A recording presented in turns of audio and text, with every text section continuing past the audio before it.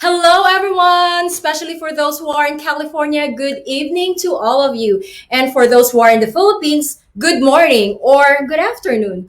Wherever you are, saan man kayong parte ng mundo, maraming salamat for tuning in at GFN, the Global Filipino Network connecting Filipinos all over the world. And you are watching Real Talk with Sabrina, where we talk about people empowerment and how we can add value and inspiration to each and everyone's lives. Okay, so tonight we're going to have a very fun and exciting topic. But before anything else, let me just do a quick shout out to my mom who's resting right now and to Ate Agnes and Peter Mabanta who's watching straight from the Philippines, Quezon City, and to my La Consolacion College sorority group, especially to Street Passions and Kalayan Skincare for taking care of my skin needs. And of course, to the team of TBA Studio, Camille, Gerald, Monina, Paula, Nick. They're watching at the backstage right now. Okay, so our guest for tonight created a love story movie na kanina when I was watching it, medyo sobrang kinikilig ako. But I'm sure kakikiligan ng marami. That's pretty sure.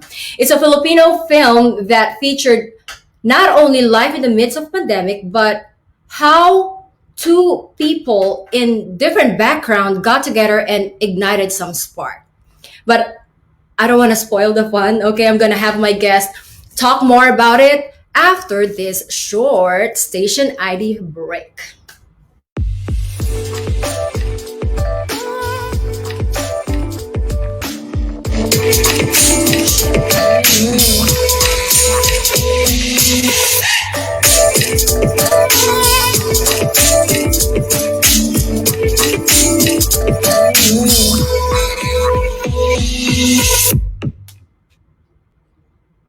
Ayan, welcome back everyone.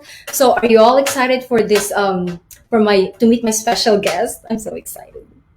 Okay, everyone, please welcome the director of Dito and Doon, Mr. JP Habak, and one of the lead star, Janine Gutierrez. Hello, Hi! Good morning. Good evening. good morning dyan, tapos good evening dito. Hi! Ano ba kayo gising?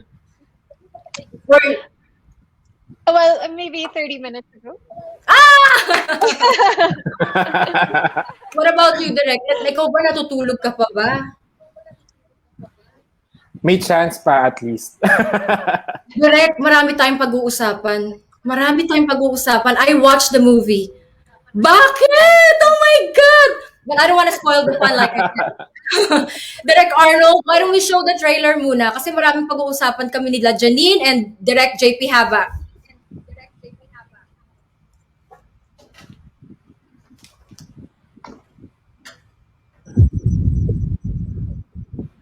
Sa susunod na mag-e-emote ka at magkakalat, huwag sa feed ko. Tapang-tapang mong mag-post pero isang comment lang pikon ka na. Yabang-yabang pero wala ka rin pala talaga. Makahusga ka? Di mo ako kilala. Teka, huwag kayong mag-away. Hindi kami nag-aaway.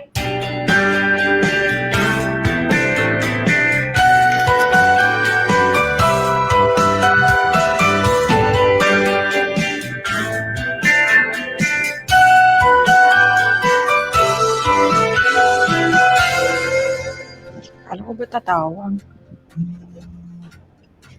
Hello? Yun! Hello! Uy, Balita!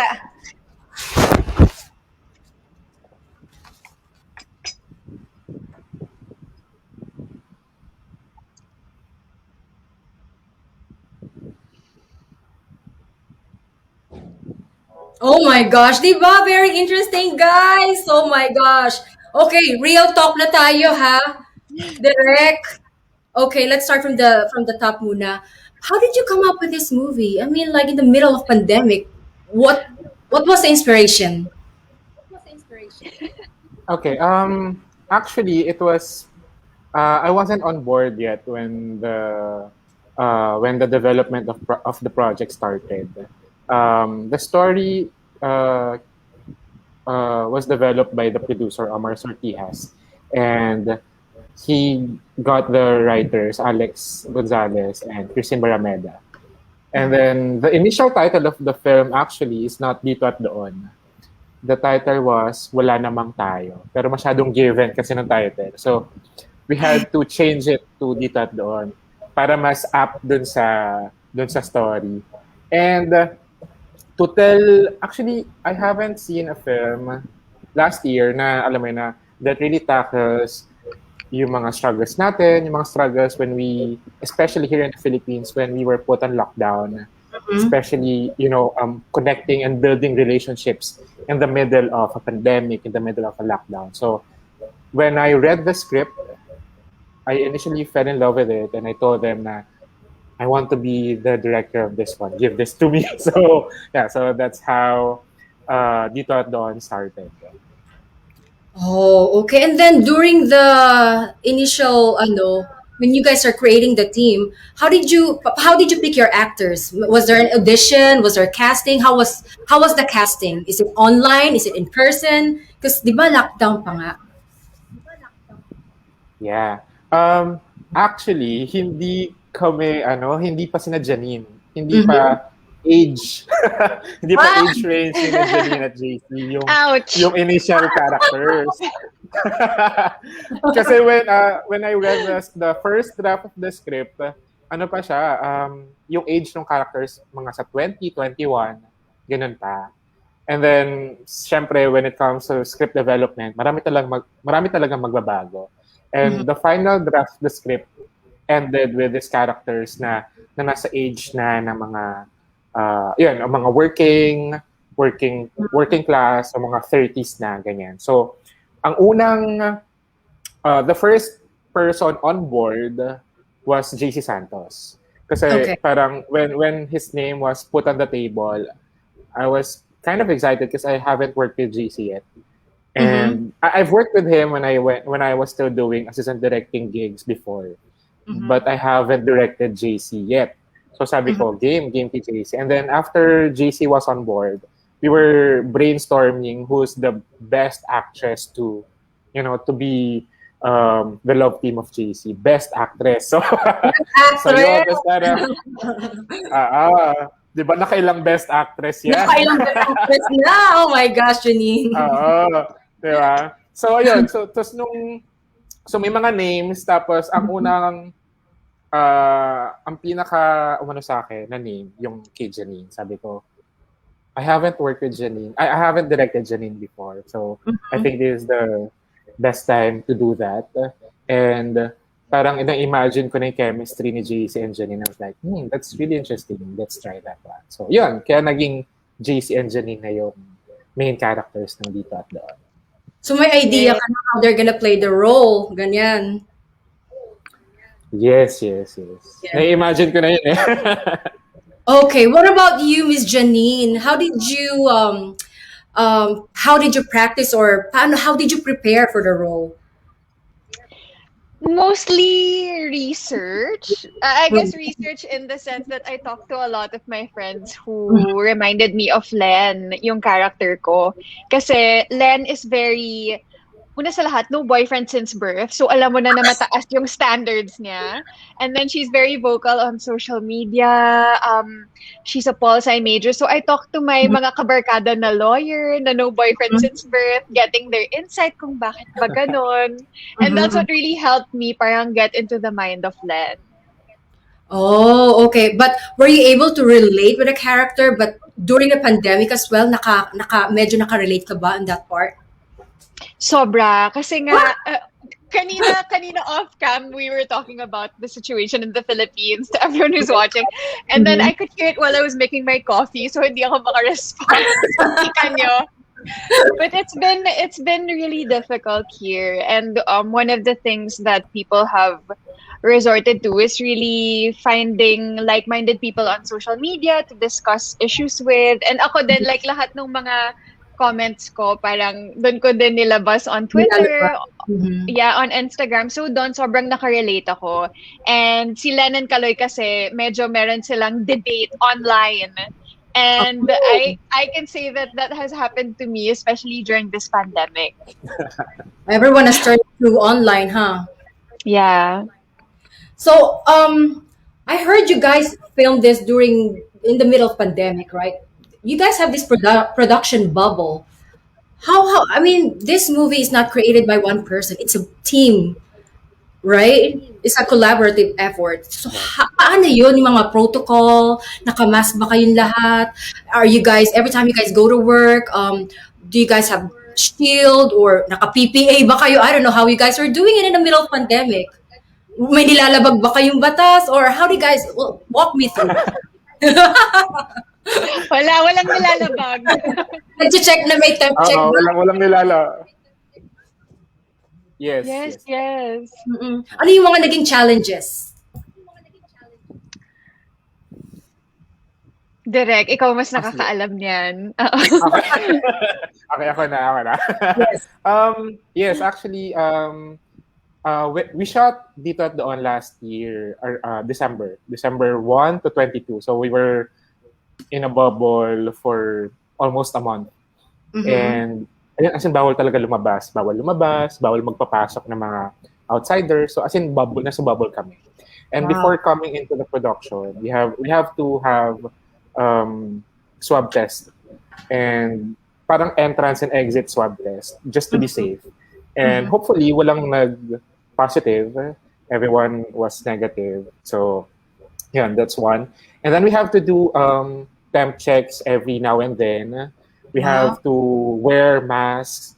We have to change it every 4 hours. We have to wear face shields. Kasi we have a safety officer on set. And he's the one checking kung we are wearing masks, we are wearing face shield. But syempre, it's especially for the staff and crew, especially dun sa mga camera department people, Oh, yeah. na it's really hard for them to wear face shields lalo. Kasi, di ba, they have to look at the camera, so tapos meron pang face shield. So, ang Right. hirap. Mhm. Yeah. Yeah. Tapos, I think yung pinaka-main challenge was, yung anxiety of going to the set every morning. And then you have this anxiety na, shit, what if a person gets infected? Alam mo, may Right. magkasakit. So, I think that's the biggest challenge of all. But thankfully, we finished it even though nasa half lang yung number of staff. Kasi before making a film is like, parang it takes 100 up and above production staff to finish a decent looking film. But with this project, we only have 50 to 60 staff. So sometimes parang yung isang tao, meron siyang 2 or 3 trabaho. But yeah, that's how we do it now in the Philippines. New normal production, we have to cut the number of production staff in half. Kasi kailangan din ng trabaho ng mga tao. Right, right. And you guys were people too at the same time. I mean, I'm sure the anxiety goes like every day, baka may magkasakit or may mag-call off, right? Isang call off lang yan, may problema na kaagad sa set, right? Yeah, true. Yes. Pero wala kami nilabag na batas. So how long did you guys finish the movie? I mean, gaano katagal nyo siya ginawa? Siguro starting from development, as in we developed the script around May of last year. And then we finished editing it around Feb, mga ganun. Wow. So almost a year. Kalagitnaan talaga ng yun yung hype ng COVID. Right? Yes, Yeah. yes. Inabot kami ng anniversary na. Yeah. Okay, so before I head on to my third question, I just want to say hi to Mary Ingrid Peralta, who's watching right now, Daphne Chu, Zoe Lee, and Gloria Ginabasan, and Ate Bonnie. She's watching all the time. She's supporting us all the time. Hi. Hello, guys. Hello. Okay, so Janine, the character, yung character ninyong dalawa, it's a two different people from different backgrounds. What do you think that attracted them to each other? Dahil ba bored sila, or the other one's busy, the other one's... What's your input? I Oxygen think kay Kaloy. Yan. yes, Kaloy and Len. Siguro ang nagustuhan ni Len kay Kaloy is that I don't know, Direk, correct me if you think hindi to tama, but I think it had a lot to do with their initial meeting na parang this guy has the balls to correct me.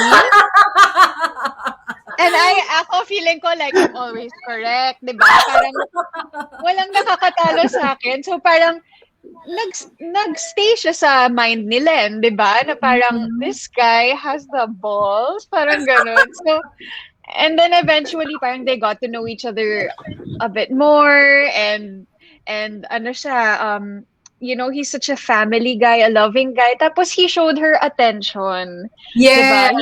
Yes. Diba? He showed her care during such a lonely time, especially with the really strict lockdown in the Philippines that you can't go out. You're literally at home the whole day. So it was really that parang attention, I think, and care.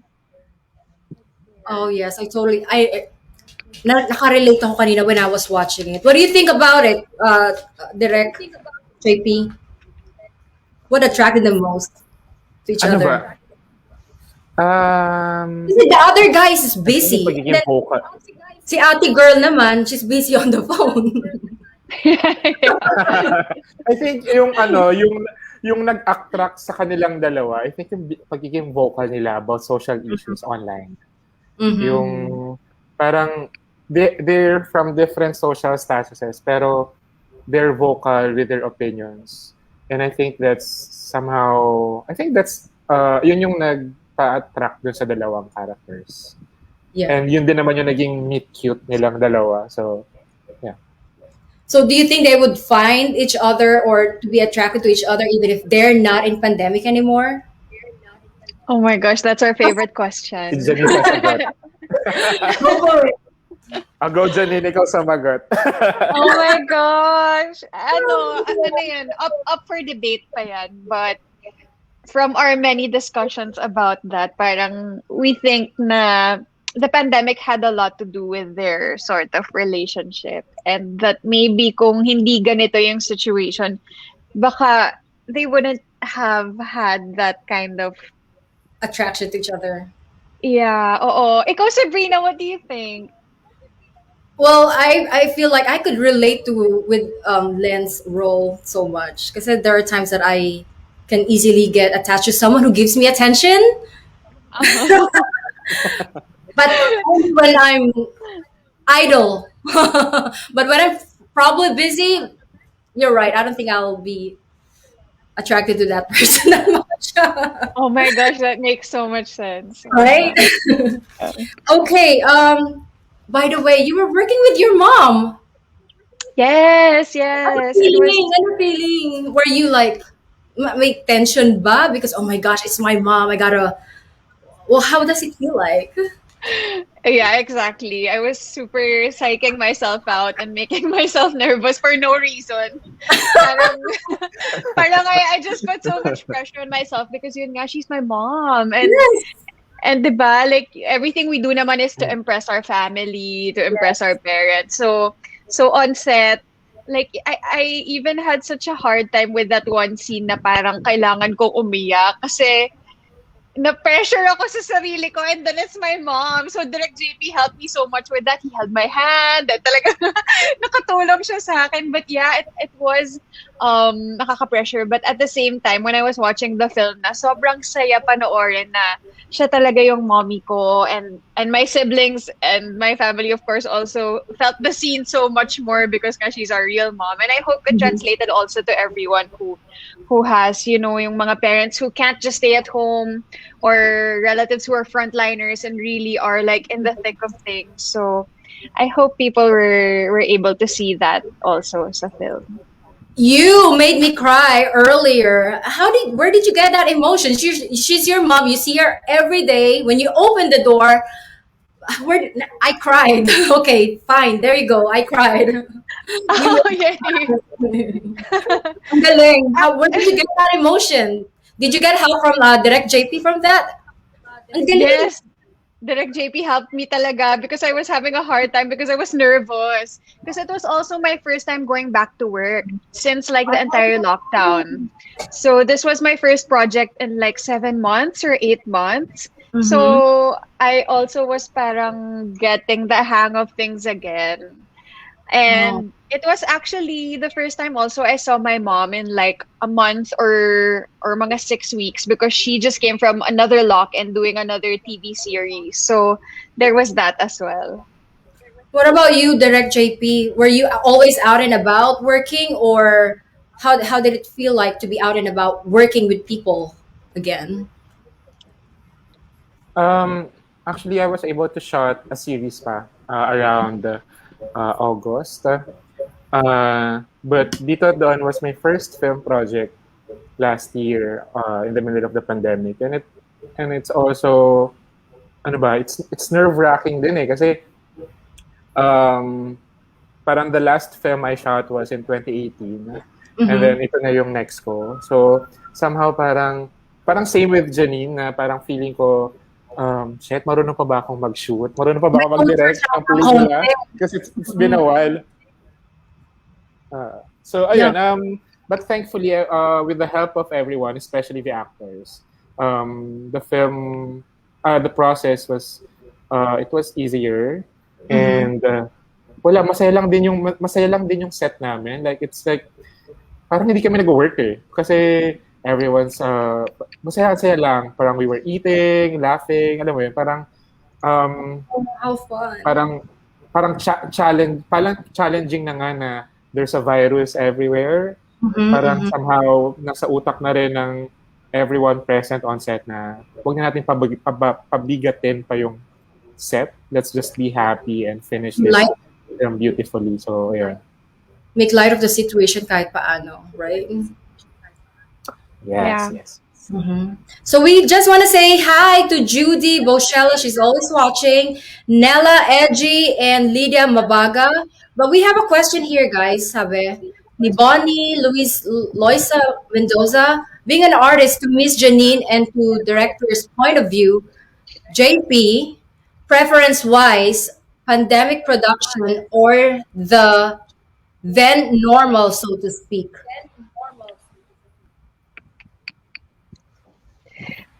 What Good is it? question. Ano yung point of view, preference wise?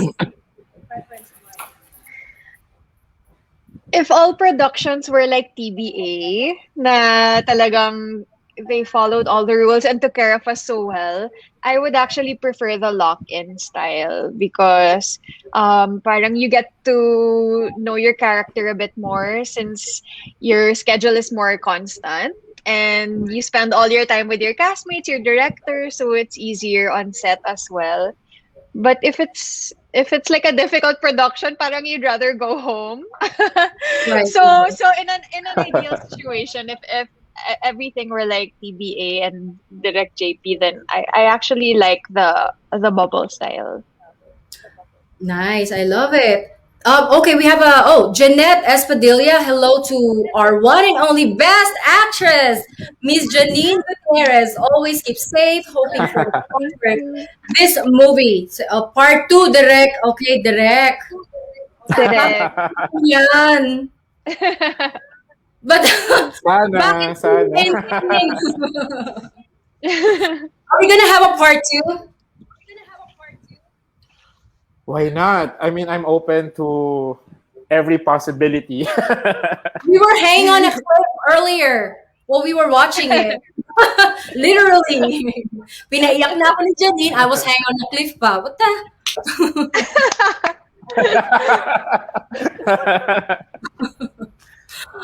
Part two coming up soon, right? Hopefully.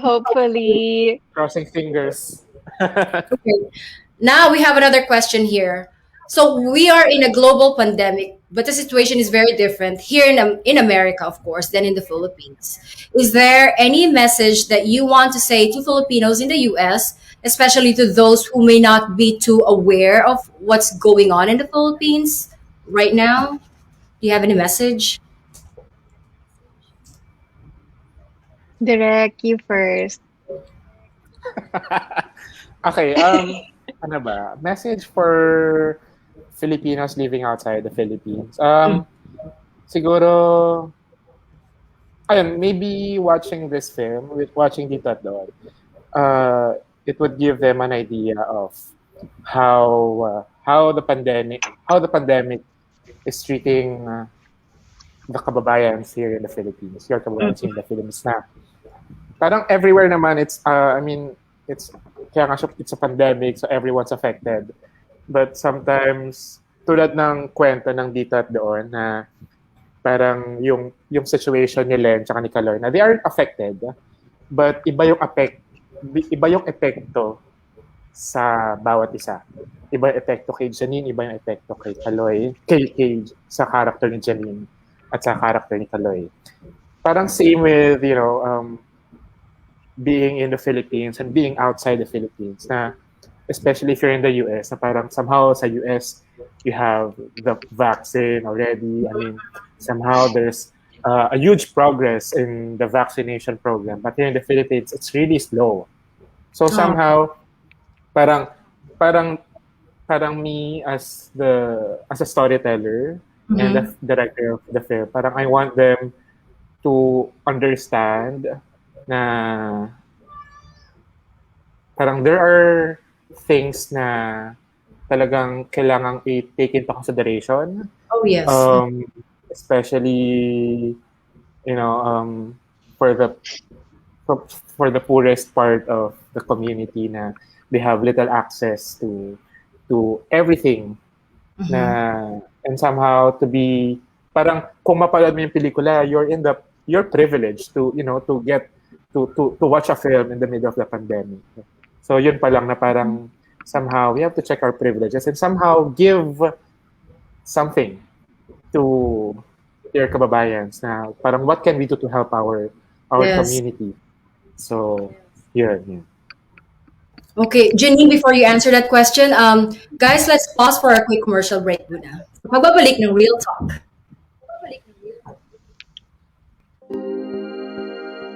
Prime your taste buds for the finest of culinary magic. We've prepared a gastronomic feast unlike anything you've ever had, moving heaven and earth to guarantee an unforgettable dining experience. Uy, tagal ah! Mag-temp check na kami! Hand sanitize na kami. Nag-fill up na kami ng health declaration form. Okay, if you're finished, your tables are ready in the new normal of traveling. Safety always comes first. Ay, layo pala no? Konting push pati. Kindly book your reservations in advance. Our limited seating is extremely exclusive. Order with ease online and choose from a cornucopia of exquisite dishes. Our approach to dining is simple. Just you and your food, so you can savor every flavor. Crispy pati! Excuse me. Is this seat taken? Yes, it's taken by my personal space and physical distancing protocols. PDA, hindi mo ba alam yon? Buti sana kamukha mo yung boyfriend ko.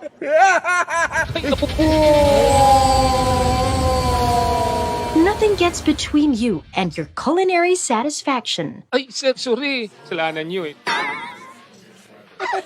Ma'am, sir, bill po. Hala, naiwan ko yata yung wallet ko ah. Kuya, ako na lang ho ang bahala. Sige, ma'am.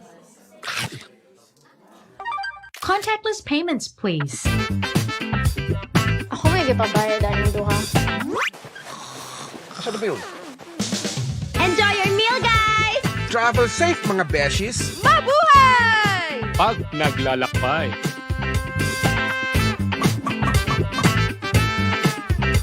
Have a safe trip, Pinas!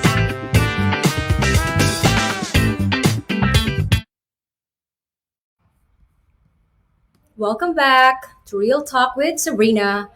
Okay, before Janine would answer that question, let me say hi to Gio Avenido. She said, hi Janine, Derek, JP, Dito at Doon, how are you? And Lorna R. Del Ocampo, the ever beautiful and gorgeous Miss Janine Gutierrez. Hello, idol, we love you. Okay. And Rochelle Gallardo, super pretty na best actress pa at Janine Gutierrez. Ang dami. Wow. Direct nasa na si Janine. Wow. Thank you so much to everyone watching. Thank you, thank you. Kamusta kayo dyan? Okay. The question goes to Janine now. Any message for the Filipinos who are here in the US na hindi masyadong nakakaalam kung anong nangyayari talaga dyan sa Pilipinas? Una sa lahat, I hope you're all safe and in a good situation. I really hope you get to watch Dito at Doon kasi parang mapapakita din namin sa'yo in a way how things are here in the Philippines and how different they are from you guys in the US and wherever you are in the world. Tsaka, pareho lang din ng sinabi ni Direk JP na there are so many ways to help, even by asking your relatives or friends in the Philippines na kamusta kayo, may kailangan ba kayo, like little things like that mean so much. Very well said. Thank you so much. During the lockdown ba, did you guys learn something like a talent that you have discovered during the lockdown? Kasi I learned something during the lockdown myself. I learned how to cook and stream and do online stuff. What about you guys? Same. Same, right? And laundry. Laundry. Yeah. Ako, I learned how to bake cookies and brownies. And most of the Filipinos was able to alam mo na ilabas nila yung pagka-businessman nila in them, right? Yung iba natutong magbenta ng mga food and anything na ikakabuhay just to stay afloat kumbaga, right? Yes, totoo. Sobrang lumabas yung pagiging madiskarte talaga. Madiskarte ng tao. Forever. Exactly. Yes. Okay. The last question I have here is, it's been a challenging year for the Philippine movie industry. What are your thoughts on this as a creative working during these difficult times? What do you guys hope to achieve? Direk? That's a good question. I know everyone got affected. That's for sure. Not only the fashion industry, the Philippine movie industry, all industry. Yeah, that's right. Yeah. It has been very difficult. I think the entertainment industry, ito talaga yung pinaka naapektuhan, I think, naapektuhan ng pandemic kasi mass gathering, alam mo yun, yung mga concerts, events, productions, as in, it's hugely affected by the pandemic. But I think it won't hinder the creatives to produce content. Kasi aside from food, parang food for the soul ang art eh. Parang we need films, we need we need music, we need these things to survive every day. And I think it's a challenge for creatives to come up with stories that na kaya pa ring mag-sustain even in the middle of the pandemic. I think this is a good time then to explore and to explore different kinds of stories na that will serve parang ganun, that will serve the community, serve the audience. Na parang for me kasi when I did Dito at Doon, sabi ko, especially when I thought of the treatment for the film, sabi ko, I think this is the best time to explore. Parang wala nang space to play safe. And I think this is the best time to actually, to really explore and to use everything that we have when it comes to storytelling. So, I think I'm really hopeful na maraming lalabas na mga stories that are really unique and that will also give hope to the audiences. Thank you so much, Direct JP. And Miss Janine? I think the goal naman always of film is empathy. Parang it reveals to you something about yourself or something about your community, something you're lacking or something that you should be proud of. And with Dito at Doon, it really just shows how everybody's situation is different, especially during this time. Parang lalong na-expose yung mga pagkukulang sa gobyerno or sa mga fundamentals that everybody is supposed to have. Parang it's more evident that it's really not equal. So in any way that you can help, please do. Please do. Huwag kayong makalimot na tumingin sa paligid nyo and to see how the other people are doing. I love the answer. Direct JP, we're known for this kind of ending. Okay? It's a mga movie. This movie, I'm sorry, like I said, marami tayong pag-uusapan. Hindi, I can't let go. I have Direct, lagot. I have to ask, in this time of pandemic, may na-develop ba talaga kay Len tsaka Kaloy? Ano nangyari sa kanila? Bakit ganon? I love it. I love I'm that. sorry. Why do you leave me with this kind of feeling? Now I have to I'm watch all sorry. and understand the situation. I'm Why really did sorry. I- In behalf of the team. You're gonna take the heat from me right now. Sorry. Okay. Hello, wait. Nakalimutan ko na yung question. What was the question? You're known for this kind of ending yung sa ganitong movie. Why? Why? Bakit? Why do you keep people hanging?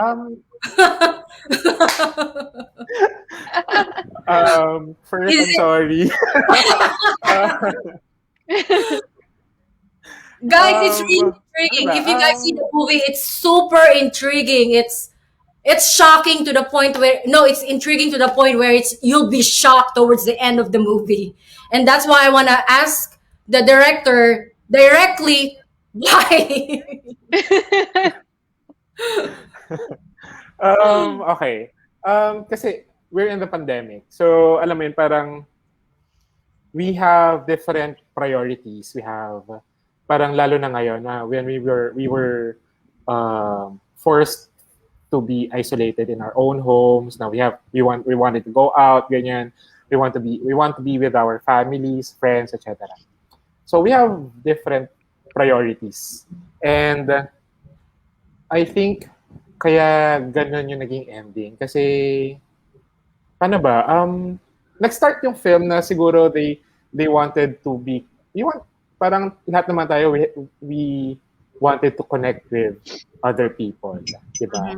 Especially ngayon na talagang na-disconnect tayo with our friends, our family. Parang ang hirap na magkaroon ng bagong kaibigan. So, alam yung need to be connected with other people, it's a huge thing. And to form a relationship, di ba? It's better. Pero syempre, we have our priorities na parang kapag dumating sa point na kailangan mong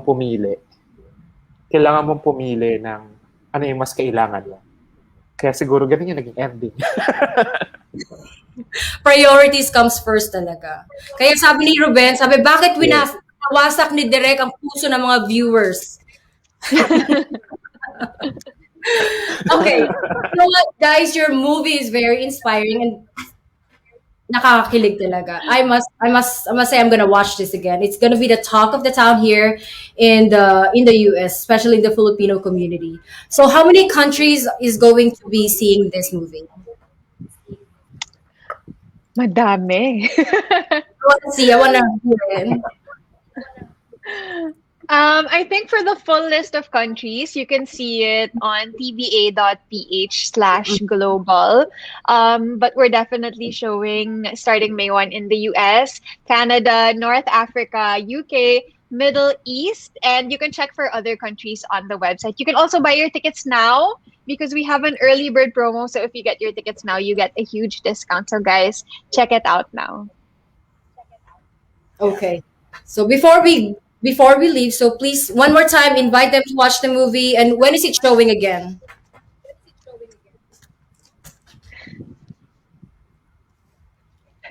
May 1. Yes. May 1st. Yes. It starts showing May 1 globally. So ako, I'm so excited. I hope magustuhan to ng mga kababayan natin sa buong mundo. Hatid namin to sa inyo, and I hope this brings you love. And nakakatawa din naman to. Hindi naman siya completely romantic. It's romantic. It's about family. It's about life. So at nakakatawa din siya. So I hope you guys can watch. Make sure to follow TBA Studios and TBA Play. And you can watch it exclusively on TBA Play starting May 1. All right. Thank you very much. And you guys, salamat for being part of my show. Direk, salamat. Janine, thank you so much. And I'll definitely watch the show again. Thank you so much, Sabrina. Thank you, Janine. Thank you, Direk.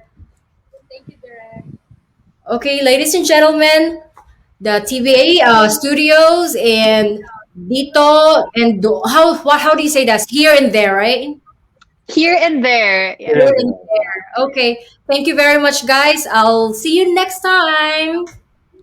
Thank you. Bye. Wow.